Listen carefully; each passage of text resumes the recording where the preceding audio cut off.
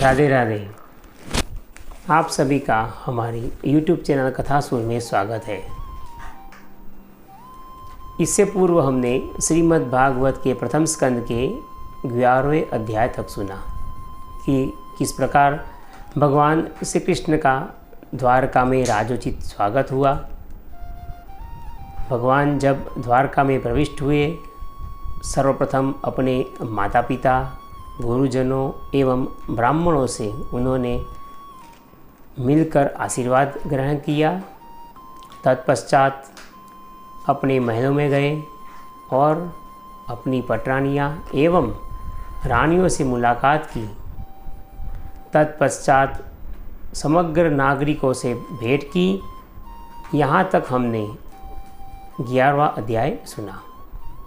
आज हम श्रीमद् भागवत के प्रथम स्कंद के 12वें अध्याय के बारे में सुनेंगे, जो कि परीक्षित का जन्म इस विषय में है। शौनक जी ने कहा कि अश्वत्थामा ने जो अत्यंत तेजस्वी ब्रह्मास्त्र चलाया था, उससे उत्तरा का गर्भ तो नष्ट हो ही गया था, परंतु भगवान ने उसे पुनः जीवित कर दिया।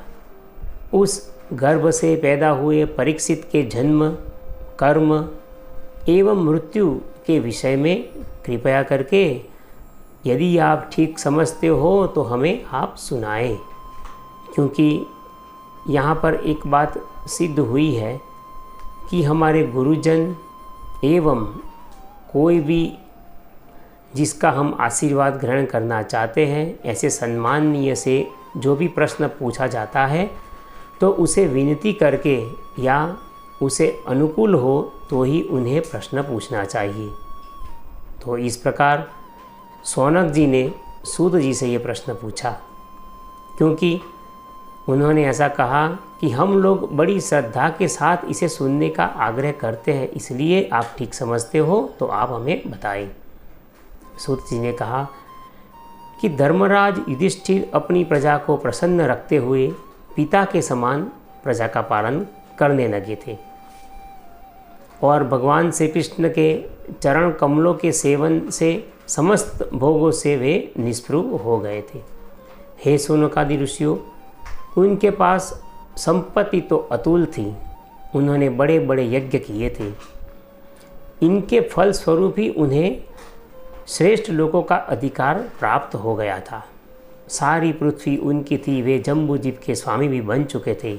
उनकी कीर्ति स्वर्ग तक फैल गई थी। उनके पास भोगों की ऐसी सामग्रियाँ थी कि साक्षात देवता लोगों को भी वह सुलभ नहीं था।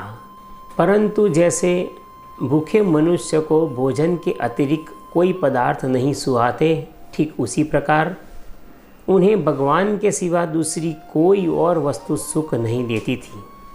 हे शौनक जी, उत्तरा के गर्भ में स्थित वह वीर बालक शिशु परीक्षित जब अश्वत्थामा के ब्रह्मास्त्र के तेज से जलने लगा, तब उसने देखा कि उसकी आंखों के सामने एक ज्योतिर्मय दिव्य पुरुष खड़ा है। वह देखने में तो मात्र अंगूठे भर का ही है।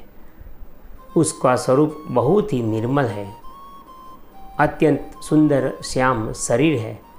पीतांबर उसने धारण किया हुआ है। सिर पर सोने का मुकुट झिल मिला रहा है। उस निर्विकार पुरुष के बड़ी ही सुंदर लंबी लंबी 4 भुजाएं हैं और वह हाथों में गदा लेकर वो शिशु के इधर उधर घुमाता रहा है। शिशु के चारों ओर वो घूमता रहता है। जैसे सूर्य अपनी किरणों से कोहरे को भगा देता है, ठीक वैसे ही उस गदा के द्वारा ब्रह्मास्त्र के तेज को वह शांत करता जा रहा था। उस पुरुष को सामने देखकर गर्भस्थ शिशु सोचने लगता है कि यह पुरुष कौन है। इस प्रकार उस 10 मार्ग के गर्भस्थ शिशु के सामने ही धर्म रक्षक अप्रमेय भगवान श्री कृष्ण ब्रह्मास्त्र के तेज को शांत करके वहीं अंतर्धान हो गए।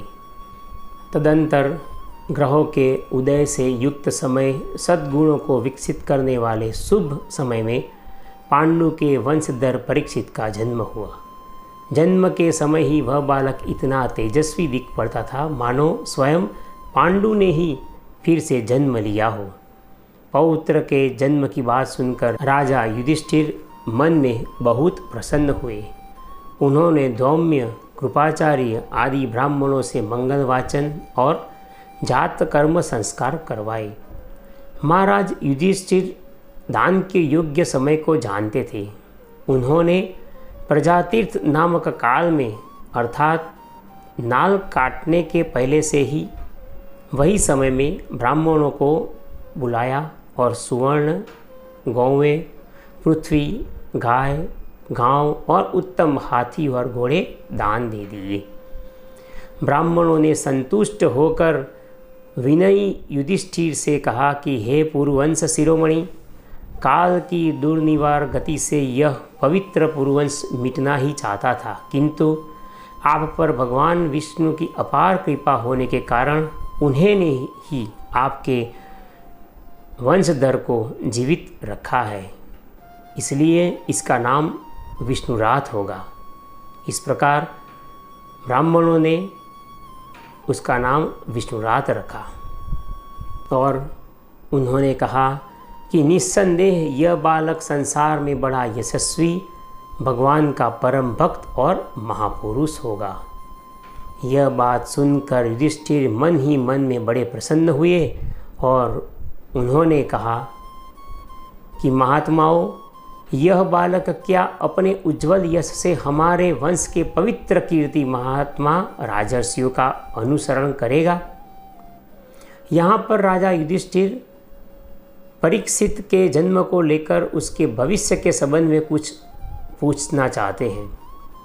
ठीक इस प्रकार कि जैसे रामायण काल में राजा दशरथ जब प्रभु श्री राम के जन्म के समय और उनके भाइयों के जन्म के समय उनके भविष्य को जानने हेतु जब ऋषियों से मिलने गए तो उनको कहा गया कि श्री राम अपने जीवन काल में कदापि राजा के समान कोई भी प्रकार का सुख वो नहीं भोग सकेंगे। अपने पुत्र का ऐसा भविष्य सुनकर राजा दशरथ बहुत ही विचलित हो चुके थे। उनको ऐसा लगा कि इनका जीवन पूर्णतः संघर्षमय है। कितने प्रकार के दुख एवं कष्ट उनको झेलने पड़ेंगे ये सुनकर वो बहुत ही व्यथित हो गए।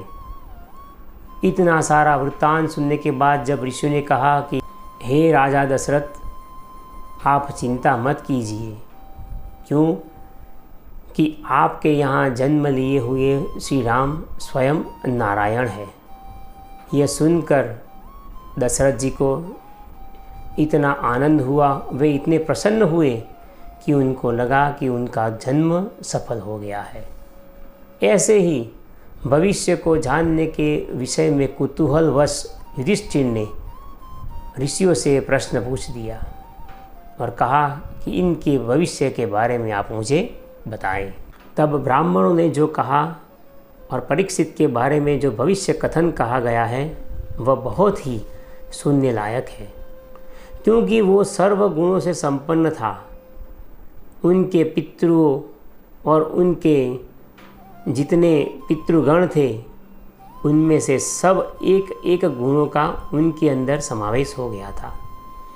ब्राह्मणों ने कहा कि धर्मराज, यह मनुपुत्र इक्ष्वाकु के समान अपनी प्रजा का पालन करेगा तथा दशरथ नंदन प्रभु श्री राम के समान ब्राह्मण भक्त और सत्य प्रतिज्ञ होगा। यह उसी नर नरेश शिवी के समान दाता और शरणागत वत्सल होगा तथा याज्ञिकों में दुष्यंत के पुत्र भरत के समान अपने वंश का यश फैलाएगा। धनुर्धरों में यह सहस्त्रबाहु अर्जुन और अपने दादा पार्थ के समान अग्रगण्य होगा।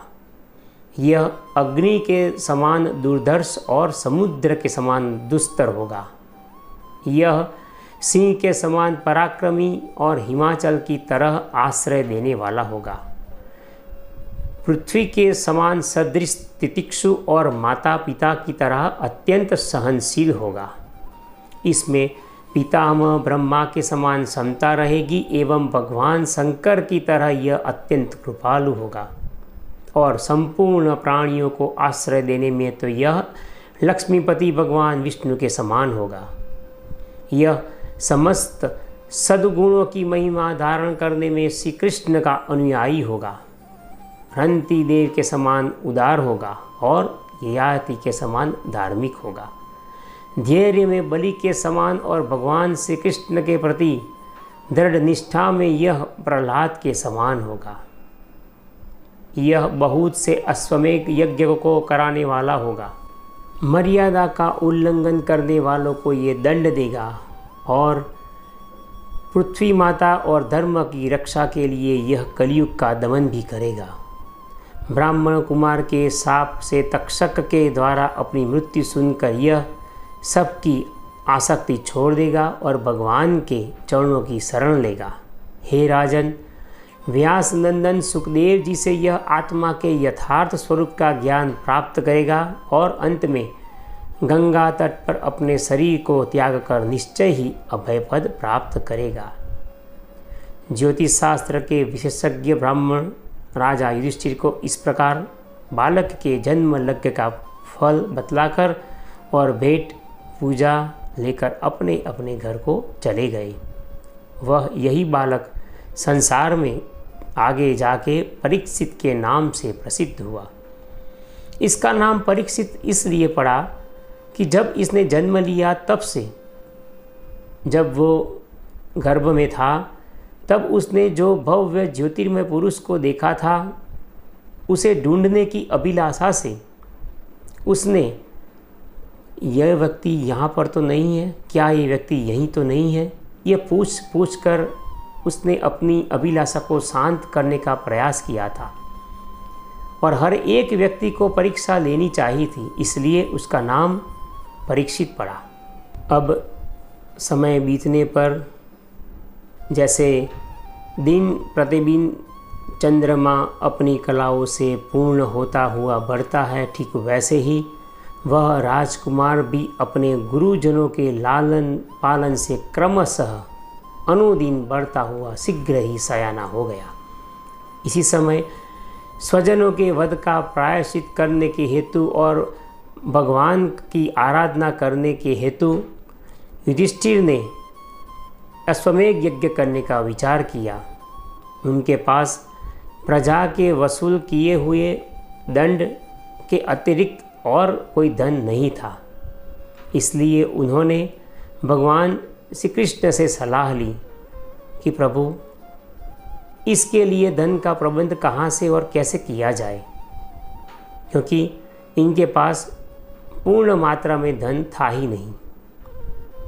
क्योंकि अश्वमेध यज्ञ करने के लिए जो कुछ सामग्रियाँ एवं धन की आवश्यकता होती है, उसके लिए इतना धन पर्याप्त नहीं था।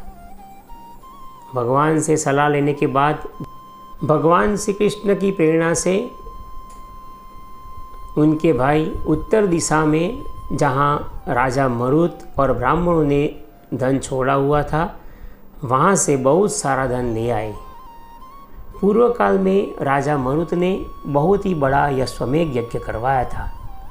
उसमें सभी पात्र सुवर्ण के थे और सब जो सामग्रियों के लिए जिस पात्र का उपयोग किया गया था, वह सब पात्र एवं सामग्रियाँ सब सुवर्ण के थे।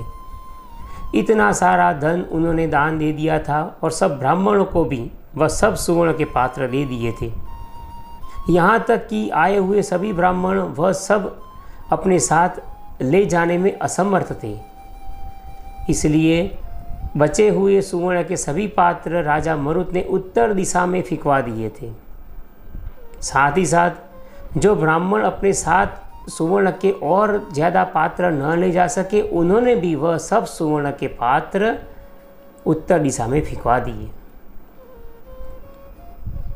छोड़ा हुआ धन जिस पर राजा का अधिकार होता है, इसी के कारण भगवान श्री कृष्ण की प्रेरणा से वह सारा बचा हुआ धन और सुवर्ण पात्र सब युधिष्ठिर के सभी भाई जाकर ले आए और इसी से उन्होंने अश्वमेध यज्ञ को संपन्न कराया।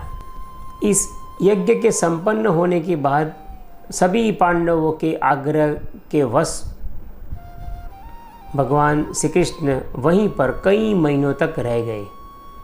इसके बाद भगवान श्री कृष्ण युधिष्ठिर और द्रौपदी एवं स्वजनों की अनुमति लेकर अर्जुन के साथ द्वारका के लिए प्रस्थान कर गए। जब वे द्वारका जा रहे थे तब साथ में अर्जुन भी उनके साथ गए थे। यहाँ तक श्रीमद् भागवत के प्रथम स्कंद का 12वां अध्याय विराम लेता है। आप सभी से नम्र निवेदन है कि कृपया आप हमारे वीडियो को लाइक कीजिए और हमारी YouTube चैनल कथासुर को सब्सक्राइब कीजिए। राधे राधे।